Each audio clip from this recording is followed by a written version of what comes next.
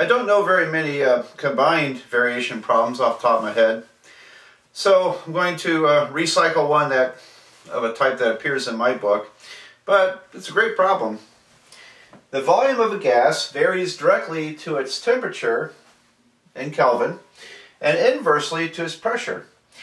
If 1.5 cubic feet of gas at 300 degrees Kelvin has a pressure of 100 pounds per square inch, what is the temperature when this gas has a volume of 7.5 cubic feet and 14.7 pounds per square inch? Now, a couple of things here. This is our normal air pressure that we experience, 14.7 pounds per square inch. And Kelvin is a temperature measurement system. It's basically the Celsius or centigrade system, except that it says so that 0 degrees Kelvin is absolute zero. Absolute zero is the very coldest that is possible. That's where there is no heat in something, and all molecular motion stops. And so, but the Kelvin temperature scale was devised by Lord Kelvin, who was a British physicist in the 1800s. And I believe it's needed for this problem, and for many others, because it's the only temperature measurement system that is proportional.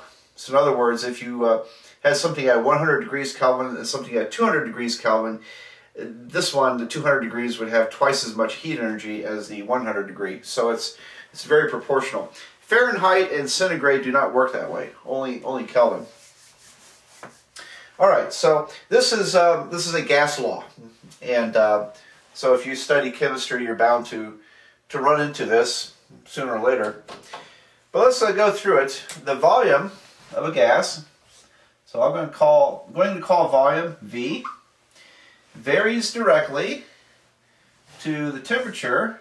I'm going to call that T for temperature, and inversely to its pressure. Pressure will be P. So being a combined variation means there's more than two variables here. There's three in this case, and it's a combination of a direct and an inverse variation.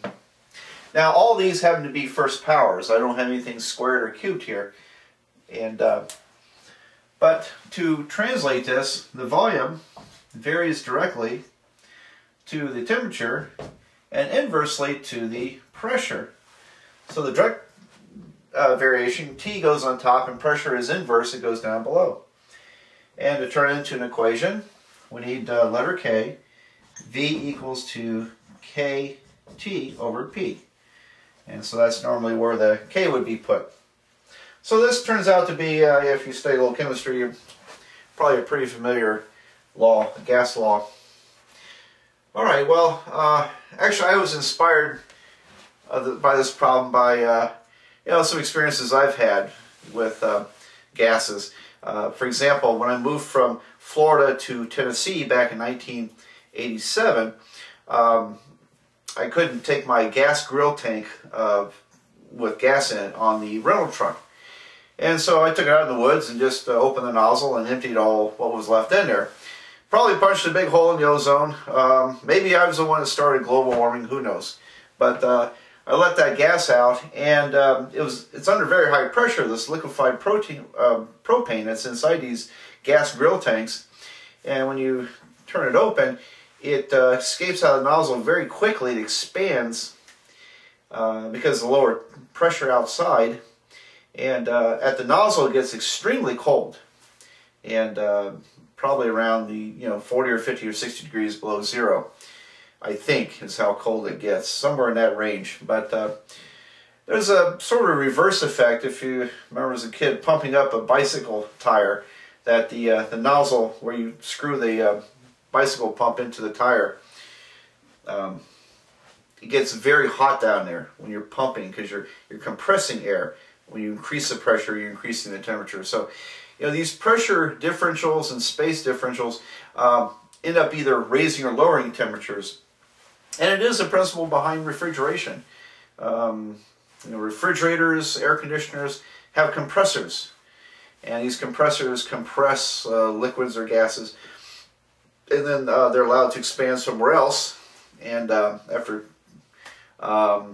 and then that expansion causes a cooling, and that's where you get the refrigeration part. So, okay, well, let's plug the numbers in, and if 1.5 cubic feet, all right, so I'm going to put 1.5 cubic feet as volume, 1.5 cubic feet,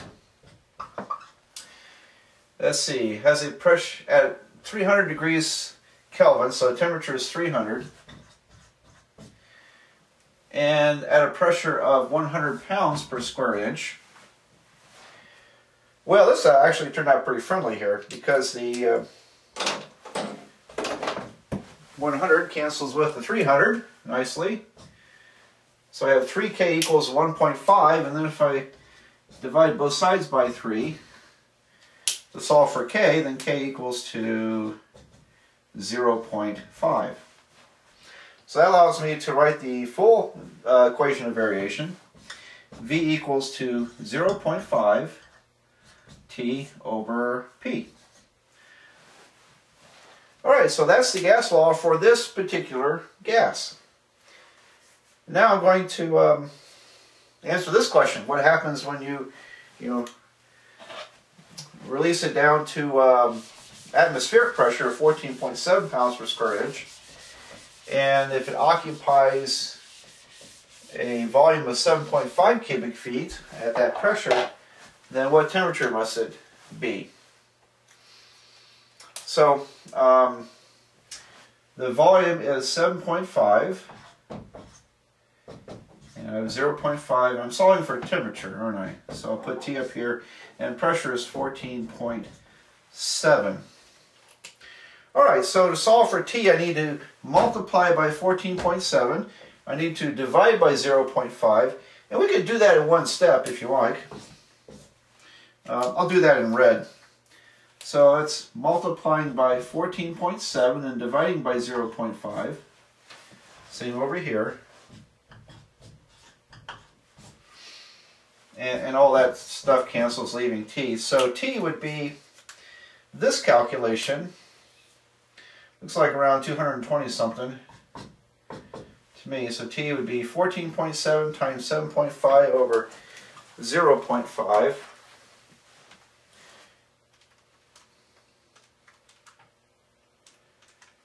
Alright, whoops.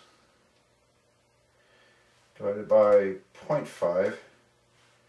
Oh, I hit a wrong button there somewhere. Sorry. 14.7 times 7.5 divided by 0.5 is 220.5.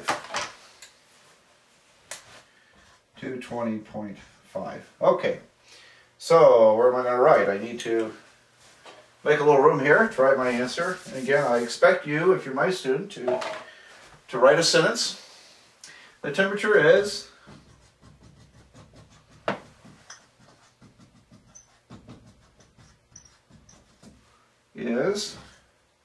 220.5 K degrees Kelvin.